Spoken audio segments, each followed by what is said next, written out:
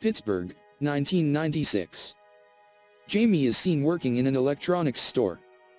He's talking and flirting with women of all ages into buying phones and stereos while flirting with the store owner's girlfriend, Christy.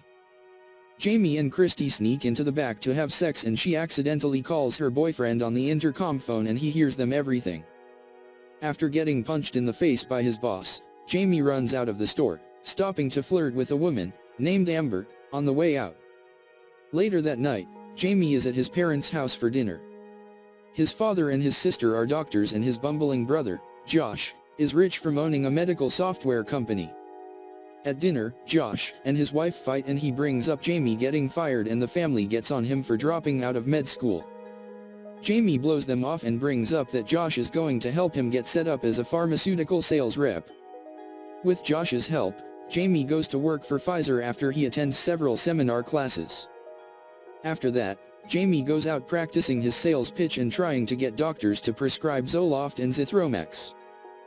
He is rebuffed constantly by doctors, much to the dismay of his business partner and supervisor Bruce, who sees Jamie as his ticket to the big leagues of Chicago so Bruce can be near his wife and kids.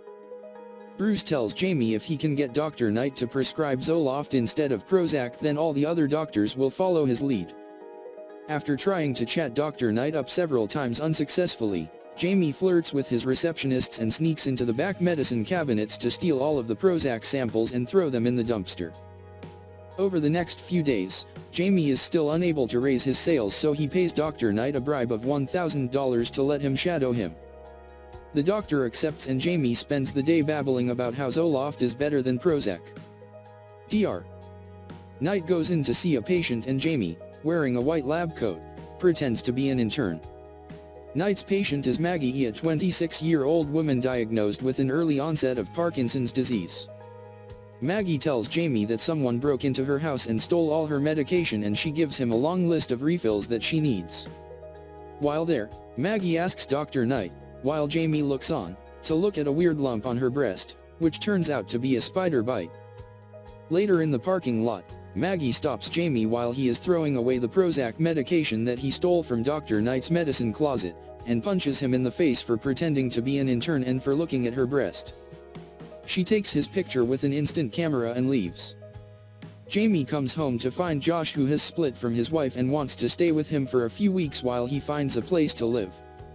Jamie calls Dr. Knight's receptionist, who he is sleeping with, and gets Maggie's address and home phone number. He calls Maggie and asks her out for coffee. At first she says no, but then she gives in and meets him.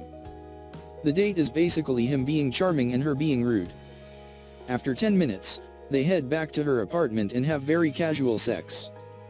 Afterwards, she kicks him out right away and we see a montage of Jamie getting booty calls and him and Maggie having sex everywhere and whenever she calls him.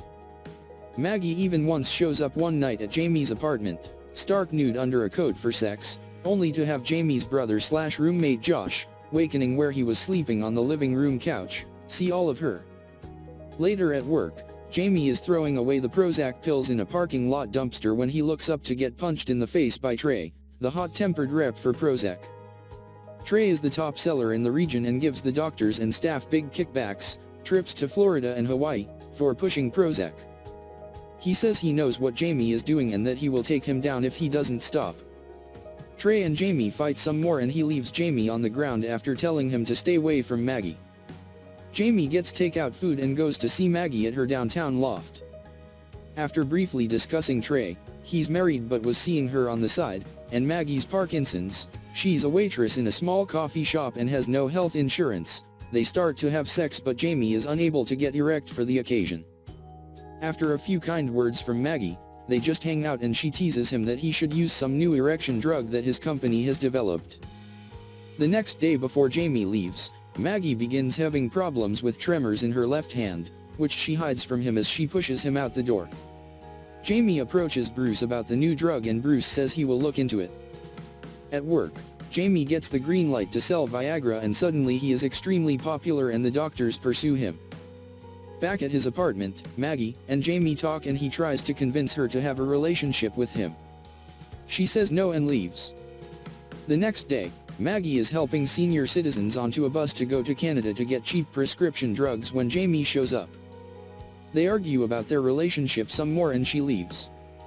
Jamie waits in the parking lot for her to come back, and the next day when the bus does come back, Maggie is touched that he waited for over 24 hours. Maggie tells him that she will have a relationship with him, but that she gets to hate him and slam him to her girlfriends when he dumps her. Back at her apartment after having another round of hot and heavy sex, Maggie talks about how she used to be a painter, but since her diagnosis with Parkinson's, she has switched to photography/collages. Jamie talks about how he dropped out of med school because he has attention deficit disorder. One night after networking at the bar, Jamie comes home and starts to mess around with Maggie when he starts to hyperventilate and tells her that he loves her and that she is the first person he has ever told that to. A few days later, Bruce and Jamie are talking about an upcoming conference in Chicago, and Jamie says he doesn't want to leave Maggie to go because of her illness. Jamie comes home to find Maggie drunk. Earlier in the day, she realized that she ran out of meds and couldn't get to the pharmacy in time to get a refill due to the wait in the clinic. They have a fight and Jamie leaves. After he walks out, Maggie starts to cry and throws her glass of water against a wall, for she cannot stop her tremors in her left hand. Jamie comes back and holds her and they make up.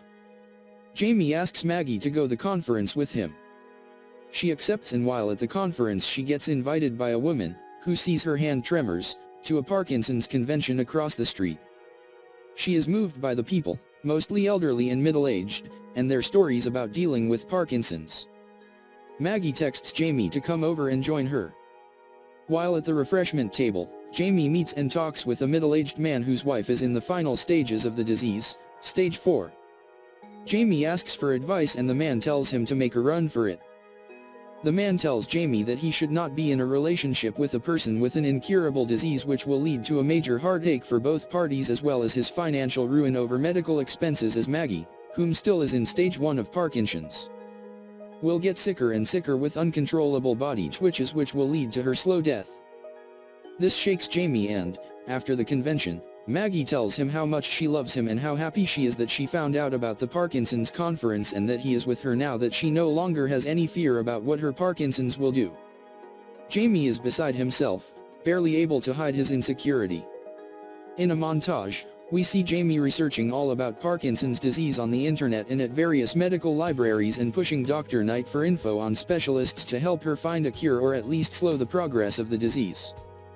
Over the next few weeks, Jamie starts taking Maggie to specialists and seminars across the country, paying for her to have tests done and maxing out his credit cards on hotel rooms and airfares. At one doctor's office in Boston, Jamie gets angry with a receptionist because their appointment was rescheduled and they had flown in to see the doctor for only that one day. While he is yelling at the receptionist, Maggie walks out and Jamie runs after her. They fight and Maggie says that there is no cure for her Parkinson's and that she isn't having fun anymore. They break up against Jamie's wishes. Jamie is depressed over his breakup with Maggie, but Dr. Knight talks him into going to a pajama party at another doctor's house. Jamie and Josh show up and Josh hooks up with someone right away. Jamie takes Viagra and has a three-way with 2 female co-workers. Jamie wakes up later in pain and sees that he is having a bad reaction to the Viagra. As his brother drives him to the ER, Josh tells him that he doesn't envy Jamie's random empty sex life and that he misses his wife and he is going back to her.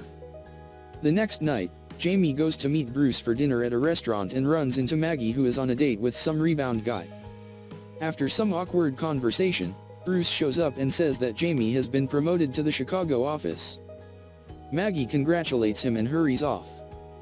During dinner, Bruce tells Jamie that he didn't get promoted and that he just received a raise. Jamie goes home and starts to pack to move to Chicago when he finds a video that he and Maggie had made of their talking in bed. He realizes that he wants to be with Maggie and goes to the dinner where she works. Her boss tells him that she has left for a med run to Canada and Jamie speeds off after her. Jamie pursues the transport down on the roadway and inspires them to pull over at a rest stop. Maggie gets off and says that Jamie has 3 minutes to talk. He enlightens Maggie concerning how she makes him a superior individual, that he cherishes her and requirements her. She begins to cry and says that she will require him more. He says that is okay and she says she can't request that from him. He says you didn't and tells her that regardless of whether in some other reality there was a sound rendition of the two of them without any concerns or issues, that he would in any case pick their existence and issues. They embrace and kiss, and the film slices to one more montage with a voiceover from Jamie. It shows Maggie and Jamie living respectively and Jamie reading up for drug school. In the final shot, there is an image of a video of Jamie talking about living every day to the fullest and how money isn't everything and you should follow your dreams. Thank you for watching and see you again in another movie.